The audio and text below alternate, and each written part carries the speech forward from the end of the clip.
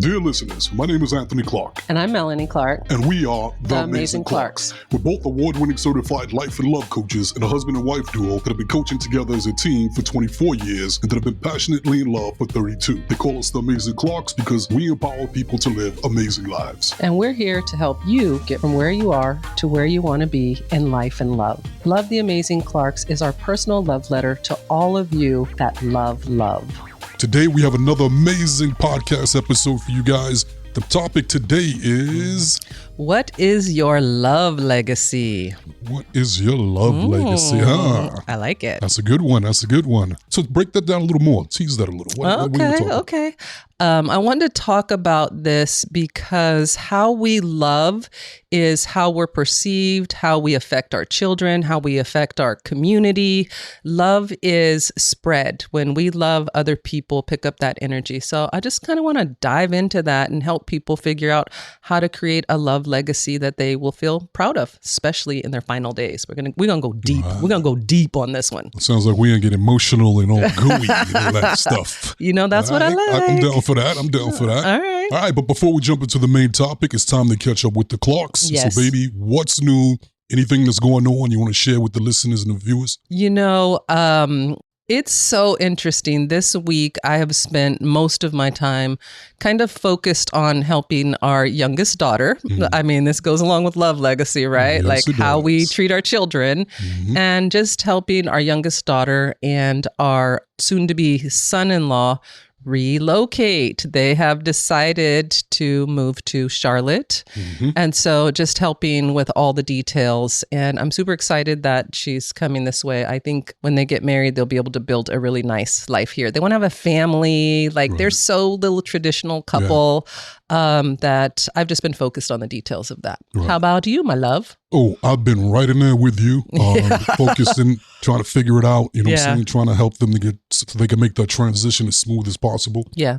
Even though they're leaving some family in California and they're coming to Charlotte, there's family here as well. And just the cost of living when you're a young couple like that, starting off your life and marriage and all of that, the more pressure that you have on you, the harder it makes it. Yes. On a marriage and a relationship. And so I think that her moving out here, the cost of living is going to be a lot less expensive than it is in Southern California. Right. And they'll have more of an opportunity to build the foundation for the life that they want together. I agree 100%. Right. And they'll have lots of family once again here. Yeah, a lot of support. Having babies, as you listeners know that have children and are young and building a family, you need a lot of support. And I'm excited that they've made the decision to come where they can actually get that support. So.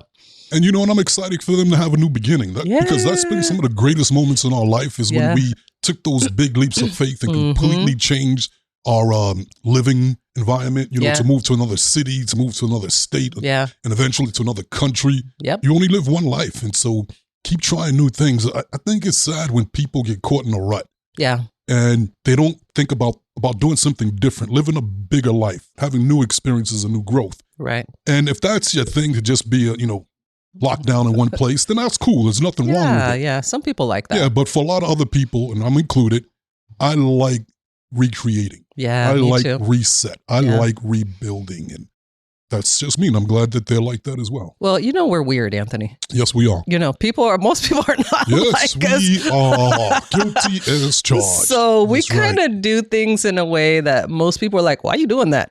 That's how we like it. We like newness. Right. We like to keep it moving. We like, to refresh our energy. And it's kind of funny too, because every time we move from Southern California to the desert, Fresno to Southern California, to the desert and back. And the kids, they follow us. You know what I'm saying? They're older and they're like, Mommy, Daddy, we're going to go too. And they follow us. Yeah. And then they end up loving it. So I think it's just adorable. It'll be the same cycle again. When we made the decision to leave California and, set our plans in motion to go to Africa, to live in Africa, which are still in our plans. We've just gotten a little derailed, but that's okay. I could see why that's happening. I had this thought, I was thinking, I want to make sure that our children know we're not leaving them. We're not abandoning them, right? It could feel like that sometimes when people you love make a decision to go somewhere else. It could feel like you're abandoning me. And I really wanted to make sure that they understand we're not abandoning them. We're inspiring them. Very true. We're showing them that there's a possibility in life that you can choose to live wherever you want to live in the world. And sometimes people don't know that that's a possibility until they see someone else do it, right? So I'm always thinking about like how my decisions impact our children and how we're showing them different ways to live their life. And you know what that is, Anthony? It's kind of like a love legacy, huh? Yes. What?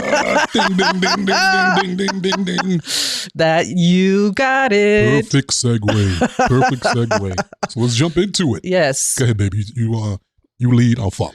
Yeah. So, that's really what a love legacy is. It's like, how do your decisions, how you love people, how you show love, how you show up as a loving person in life, how does that translate to other people? How do people see you and how do they feel your love?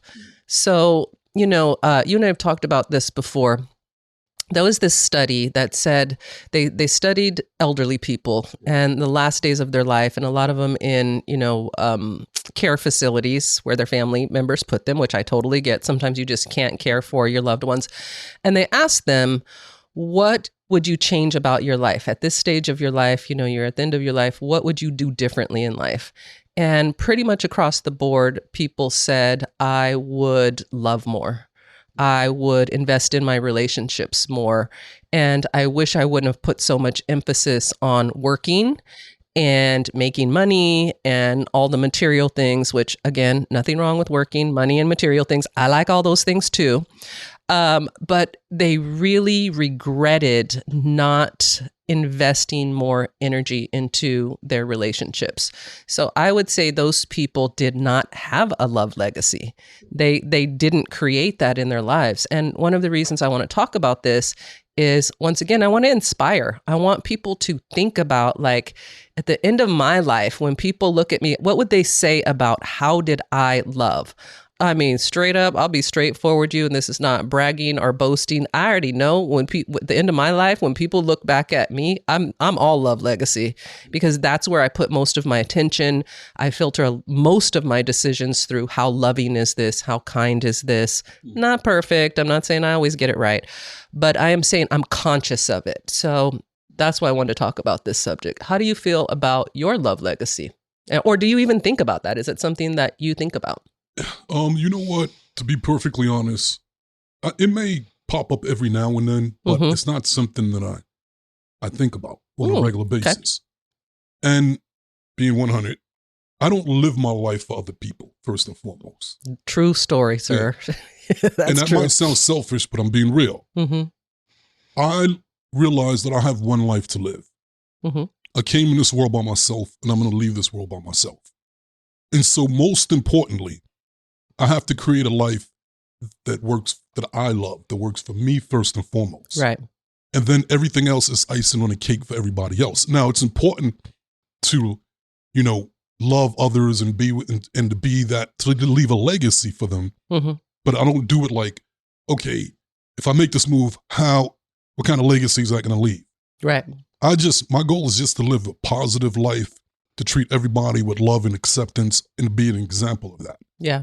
And in the process, if I inspire you from that, or you take something away from that, that you appreciate, great. But I don't do it trying to please others or make others to get to the approval from those that are left behind, because they have the right to live that life their way as well. Absolutely. And it does not offend me. It's like, do you. Yeah. Do you. This is true. You do not get offended and it's by like that. We just had a relative that just went through something, and she was embarrassed because she changed her mind, and we helped her to get out of the situation. And then she went back, and then she was kind of feeling a little weird and didn't want to tell us. And finally she told us, and it was like, baby, we don't care. That works for you. Yeah. Live your life for you. Don't care what anybody else thinks. We're going to love you unconditionally either way. Yeah. So, and she was like, oh my God, I love, thank you so much.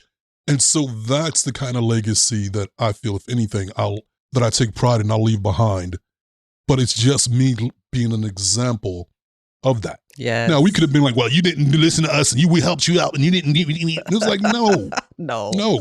And likewise, when I give that, right, I want that back in return. Absolutely. And then people that learn to love me and that are really in my circle, they get that about Anthony Clark. Yes. They get that I may not do things like everybody else. I may do things just my way, but it's always from a place of good intention. And I think it inspires them to do that. It inspires our children when they see us do that. Absolutely. It makes that. So I think, and so those are the ways that I think about it. Black Beyond Measure honors and elevates Black creators, artists, entrepreneurs, and others in the Black community. Target holds the community front and center, supporting their products, ambitions, and efforts, and the people behind them, encouraging them to thrive. The best way Anthony and I could show up for our clients every day is by being our best selves. Understanding more about myself and about my wellness helps me feed my inner glow. For me, that's working out, reading some of my favorite books, honestly, just hanging out with Melanie. What does it look like for you? I also enjoy working out, but talking on the phone with my babies in California and journaling really helps my inner glow. Nice. It can look different every day. Those intentional moments of self-care allow me to show up for others. And being there for others is foundational to our coaching practice. We wouldn't be very good love and life coaches if we weren't feeding our inner glow. And coaching others is our life work. We're here to bring the love revolution to you all and feed your outer glow. We love being able to bring love into the universe and uplift our people. We all need more love, more self-care, more glow. And our friends at Target understand what it means to invest, uplift, and celebrate community.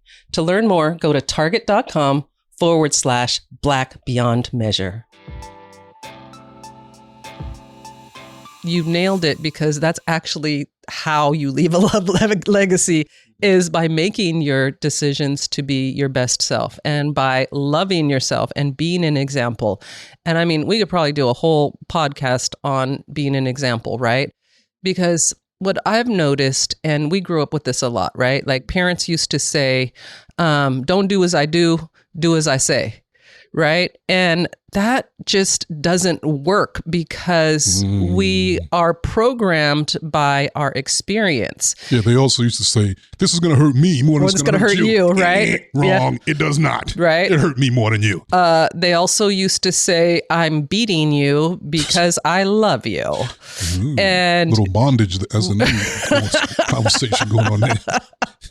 No, thank you. Right? No, thank you. But I think there's a generation where the love legacy is not a good love legacy, and we're dealing with a lot of trauma. Right. And so when I talk about love legacy, it's really your example. Like, how are you living your life, and how is that affecting the people that you love? Right. And for you, Anthony, you have what you just described is an example of how you're living your life. Mm-hmm. And that is affecting the people you love in a positive way. You're leading, you're showing that I can love myself, I can make decisions for myself. I'm not really making them about you, but I care. Right. I care about you, and I know my example is influencing. And so it's like we started the podcast with, right? Like we move, we make moves, we explain why we're making moves, we're living our best life, we're following our spirit, and we communicate that to our children, to our family, and they're inspired by that. They don't take it as you're leaving me, you're abandoning me, because we're able to communicate that, and they know who we are. They know how much we love them. So our love legacy is in place. And I think people don't realize how much their example affects people no matter what they're saying. A lot of times it's just talky, but they not walky, what they're saying. Right. And that's what this is about. Are you walking your talk? No, that makes all the sense in the world. And, you know, also, I think, and you kind of touched on it, in a lot of situations, when people think of leaving a legacy, they're going, okay, what have I been programmed to believe by others? Yes. What's the template that I'm supposed to follow that was created by somebody else? And that ain't necessarily going to be it. No. The best way to leave that legacy. Right. Because now you got the whole generic thing. Right. And in my situation, because I don't go, okay, let me think of what I've been taught. It's like, what are my beliefs? Who am I? What do I feel? And I base it off of that. Right. And then because of that, let's say we have people, our children, decide to follow the programming, the old template, the traditional way. Then they could look at this positive thing that I'm doing in my way that's not fitting into the cookie cutter template and go, oh my God, that's bad. That's bad. But is it really? It's good for me. So I'm not going to alter and go, oh, because you don't agree with this. You believe that when we live somewhere, we're supposed to live in that one town forever. I'm going to do that, even though I don't want to. I'm going to do that anyway to leave a good legacy. So you can go, thank you. He left a good legacy for me because he's doing what I was taught he's supposed to do and we're supposed to do. Right. And so I think that's when it gets a little. Well, so that's why I don't base it on, am I leaving a good legacy for them right now? Yes. No, I'm always take that into account, but I don't base it on that. Well, you make a great point because a lot of times people think love is me doing what you want me to do to make you happy. Right, and that's not what love is. If I am betraying myself, if I am giving up my own integrity to make you happy, I am not loving myself. And therefore that is not love. So what you're saying is you are being an example of love because you are loving yourself. You're making decisions about your life that are going to make you happy. And I actually think that's one of the most loving things that you could do. When you love someone, you want them to be happy. You want them to live the life that they want to live. And I think a lot of times we have got the game all messed up, right? We think love is like, I have to fit in and I have to do what other people want me to do. And if I perform and if I meet their expectations, then they will love me. But love is, I just love you. I just care about you. I want the best for you. I believe in you. I will support you, whatever your decisions are. Right. And people have a hard time with that. They want to fit people into a little box. And so the way that you're describing that you do it, maybe it's different than the way I think about it, but we're saying the same thing, right? Like you're doing it through your example. You don't really think about it. I actually think about it because I like to consciously create in my mind. And I think about how is this affecting? What are my choices doing to my children? Right. How will they perceive them? Because I want to make sure that they know. It's not because I want their approval. I want to make sure that they know how much I love them. Right. And I have accomplished that goal. My children tell me all the time, like, Mom, we know how much you love us. Like, it's so obvious. It's in your actions. It's in your example. It's how you show up. It's how you treat other people. It is how you move in the world. Right. And that's what I'm talking about. Your children are watching. Right. You are programming them. Your example teaches, not your words. And I will say one of the proudest ones that I have a few that I'm very proud of is our relationship. And the way we love each other, the way we built our friendship, our marriage, the way we face challenges, the way we overcome challenges, the way we grow business together, the way that we respect each other. We're not perfect. No. Everybody's always a work in progress, and there's always room to grow. Us too. Right. But overall, we're on point with that. We're very positive and consistent. And our children pick that up from us. And I think that's the greatest legacy that we can have and leave them. And they started developing relationships that mimic ours. Yes. So we didn't tell them, hey, when you pick somebody, you better pick somebody just like your mother.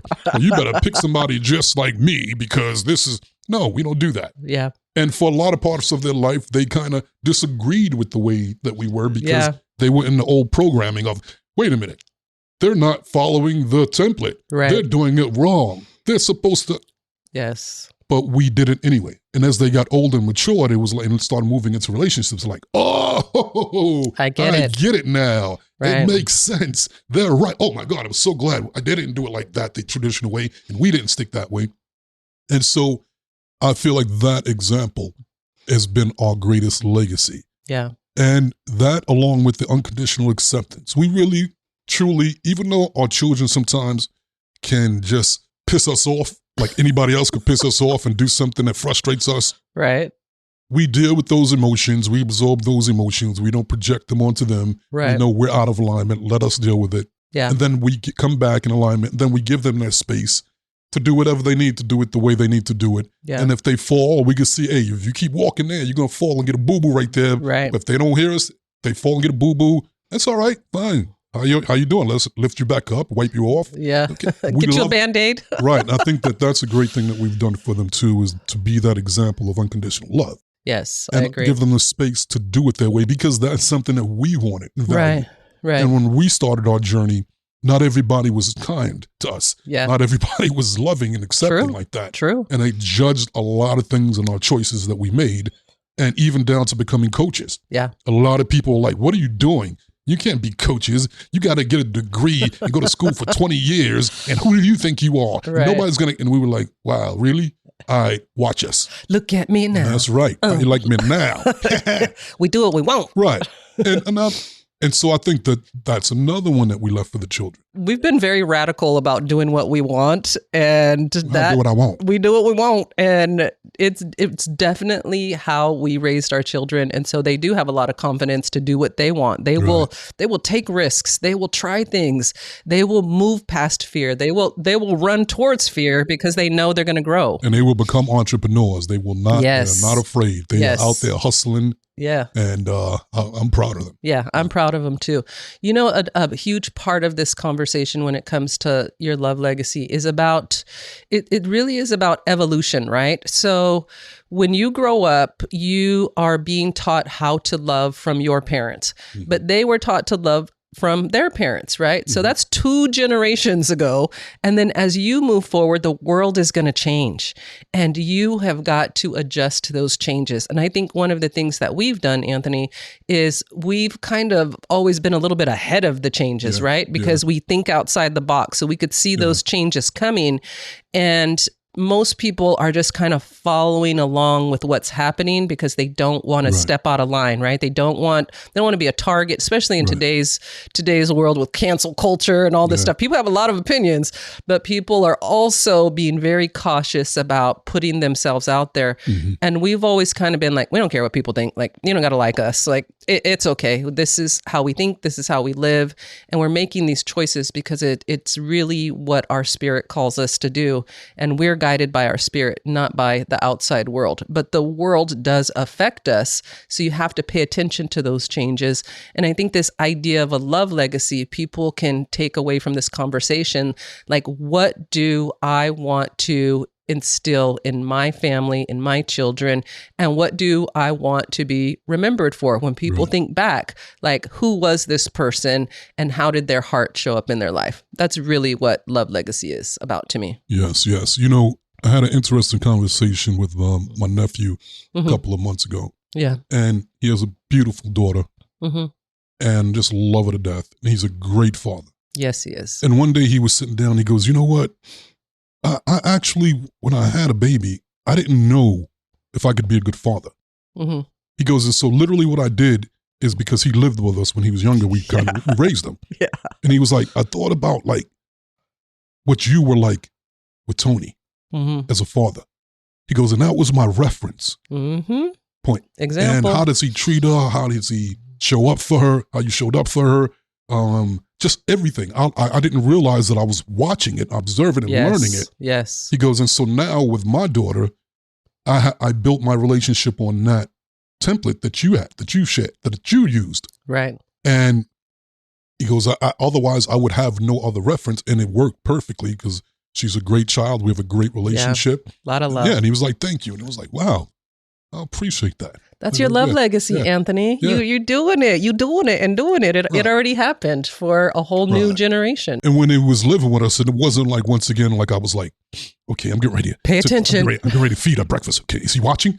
I'm feeding my daughter breakfast because I love her. Now I'm hugging her and being affectionate because, it's just because that's who I am and that's how I was built. You know, one final point that I want to bring to this topic, and I don't know if people think about this, but I do. And that is how we love each other literally affects the world. You know, the opening of our show is the love revolution, right? We talk about the love revolution, ideas and concepts. This is one of those concepts. The way that we love each other affects future generations and how they love each other. It affects community. It affects even people, like I know maybe single people are like, well, I'm not in a relationship, so I can't think about my love legacy. Yeah, you can. Your love legacy is how you interact with your friends, how you love your friends, how you interact with coworkers, what charity you do. Well, that's for all of us, right? But there are so many opportunities to spread love and put love in the world. And, a lot of people will say, like, especially on social media, they'll say, oh, thank you guys for posting this. It inspired me. You give me hope. That is our love legacy. And I truly believe that love is a blessing. When you find someone that you love and that you could build a life with, that's a blessing.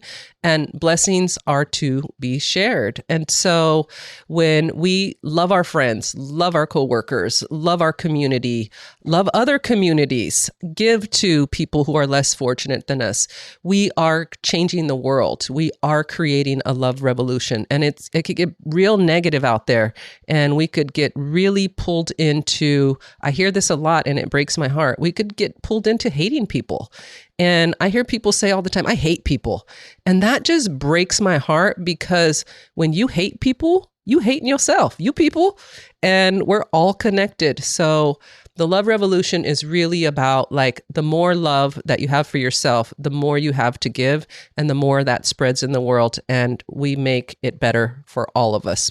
Past, present, and future. We got to make peace with the past, because they didn't know that, beating on you and saying I love you was going to traumatize you. And in the present, we're cleaning up a lot of that trauma. But what are we going to do for our future? What are we going to create for our future? And from my perspective, I want to create a beautiful love legacy that lives on and helps people to love themselves and one another more. I agree. And I think that each generation, the way it works ideally, is that you want the next generation to be better. Yes. And so even though my mother, she did the best that she could, and a lot of things were positive and loving, but there were a lot of things that I was like, yeah, I don't know about this one. Right. And so that was okay, because it helped me to become a better parent. Yes. And it reminds me of the story of when I spoke to my father, and he had been out my life throughout all of my life, and he was in and out of prison, and he had so much going on. And then he reached out to me as an adult in his last 2 months of life, and he was reconnecting with me. And during our conversation, he was like, you know what, I'm so sorry I wasn't there for you. I'm so sorry I didn't. And I told him, you know what, stop.